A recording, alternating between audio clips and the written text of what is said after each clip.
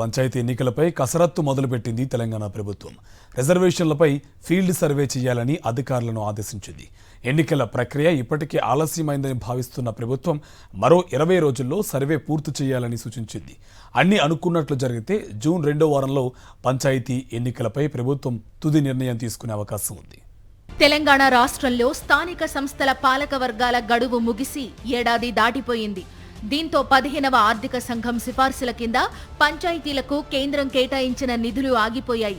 ఫలితంగా గ్రామాల్లో అభివృద్ధి, మౌలిక వసతుల కల్పన పనులు నిలిచిపోయాయి. ఇప్పటికే ఆలస్యమైందని భావిస్తున్న ప్రభుత్వం అతి త్వరలోనే పంచాయతీ ఎన్నికలను నిర్వహించాలని భావిస్తోంది. అయితే దీనికి సంబంధించి అంతర్గతంగా ఓ కసరత్తు చేస్తోందట ప్రభుత్వం.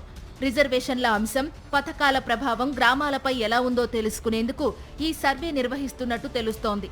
సర్వే రిపోర్ట్ వచ్చిన తర్వాత సర్పంచ్ ఎన్నికలు ముందు నిర్వహించాలా, లేక ఎంపీటీసీ, జెడ్పీటీసీ ఎన్నికలు పూర్తయిన తర్వాత సర్పంచ్ ఎన్నికల నోటిఫికేషన్ ఇవ్వాలా అనే విషయంపై ఓ నిర్ణయం తీసుకుంటారు.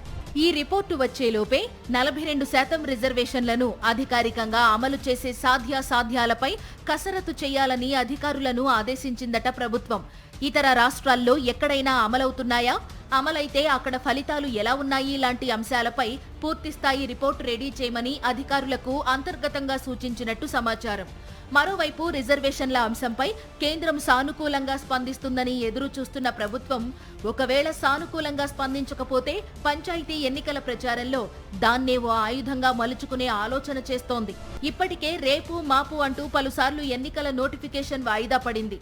జూన్ 2 తర్వాత ఏ క్షణమైనా పంచాయతీ ఎన్నికల నోటిఫికేషన్ వచ్చే అవకాశం ఉందంటూ ఇటు సెక్రటేరియట్, పంచాయతీరాజ్ వర్గాల్లో, అటు స్టేట్ ఎలక్షన్ కమిషన్లో చర్చ నడుస్తోంది.